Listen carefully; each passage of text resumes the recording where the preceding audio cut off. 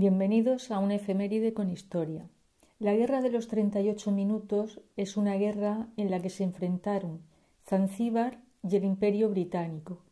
Esa guerra tuvo lugar el 27 de agosto de 1896.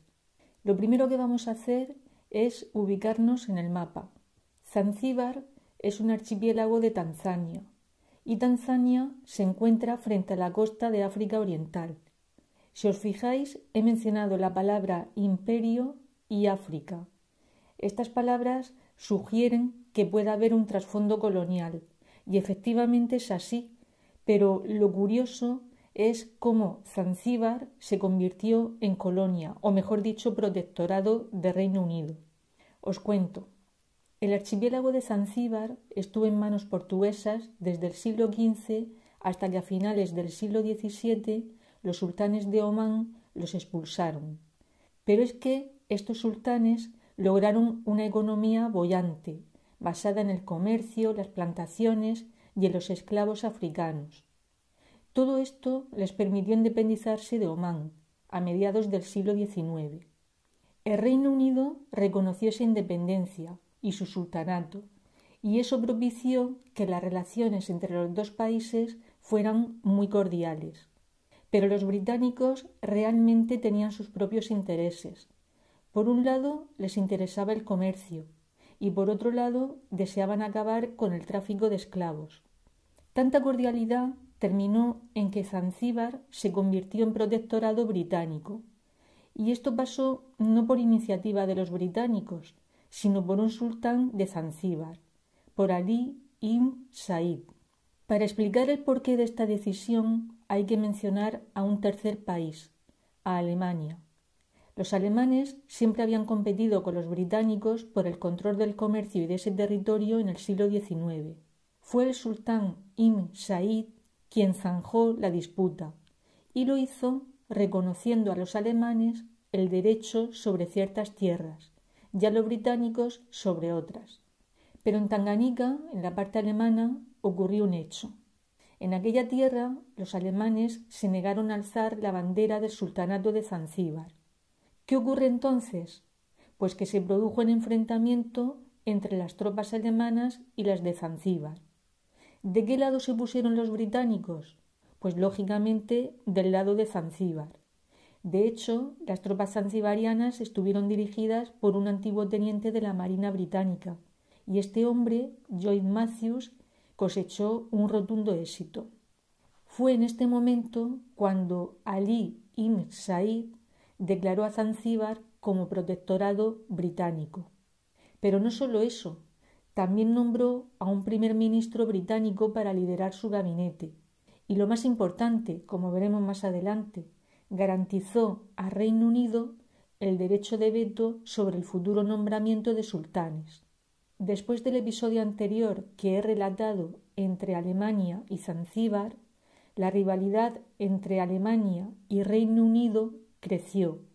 Así es que se tuvo que recurrir a un tratado, al Tratado de Heligoland-Zanzíbar. Con este tratado, Reino Unido acrecentó más su poder. Esto fue así porque Alemania cedió los derechos en Zanzíbar a Reino Unido. Pero ese poder no solo era nominal. A efectos prácticos, por ejemplo, la policía y el ejército estuvieron liderados por los británicos. Es en este momento de mayor poder de los británicos cuando se produce el fallecimiento del sultán Hamad ibn Tuwaini. El problema no va a ser el fallecimiento del sultán. El problema es que su primo, Khalid, se apodera del poder. Y en este hecho es donde tenemos la causa de la guerra de los 38 minutos. ¿Por qué? Pues porque los británicos no estaban a favor de este sultán, porque se oponía al protectorado británico. Recordemos que tras la ayuda de los británicos a Zanzíbar contra los alemanes, se les concedió, entre otras cosas, el derecho de veto sobre el nombramiento de sultanes. En esta situación, el cónsul británico Cave advirtió al sultán de las consecuencias que podía tener su decisión. Después de fallar las negociaciones, los británicos enviaron un ultimátum al sultán. Tenían que abandonar el palacio real y descolgar la bandera izada antes de las 9 del día 27 de agosto. Si no lo hacían, abrirían fuego. La respuesta del sultán fue la de reunir frente a Palacio a 2.800 civiles armados y a 700 soldados de Zanzíbar. Ese era el contingente humano del que disponía. Contaba también con un par de metralletas, 12 piezas de artillería, un cañón y una corbeta. Frente a ellos, por parte de los británicos, 5 buques de guerra, 150 fusileros marinos y 900 soldados zanzibaríes, que se quedaron del lado británico.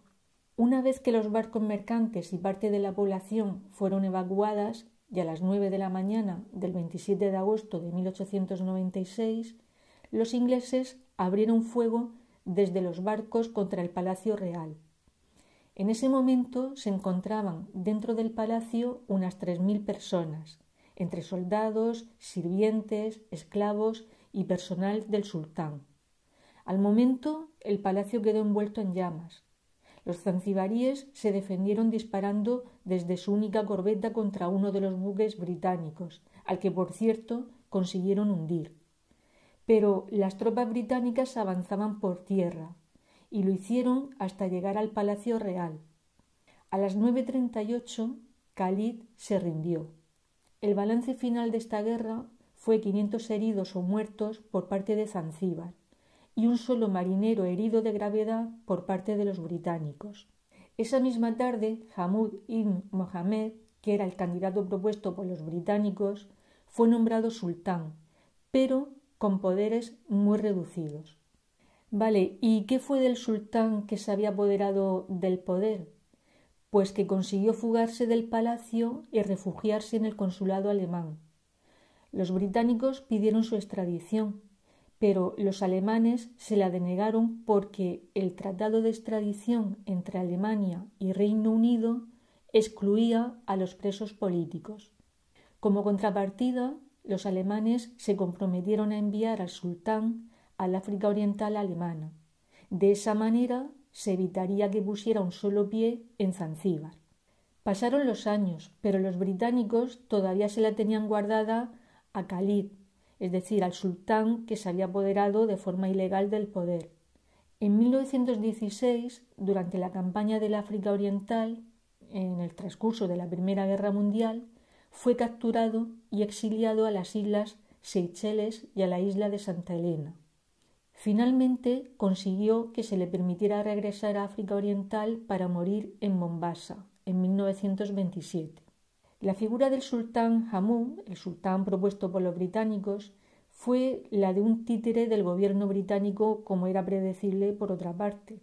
De esa manera administraban el país como si fuera una colonia, es decir, controlando el gobierno, pero con los gastos propios de un protectorado, que en realidad es lo que era, y como tal los gastos eran menores.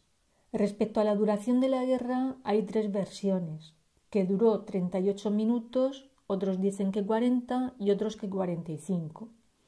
Esta variación se debe a cuál es el momento exacto en que se inicia o termina una guerra. Hay historiadores que sostienen que la guerra comenzó cuando se dio la orden de abrir fuego, a las 9.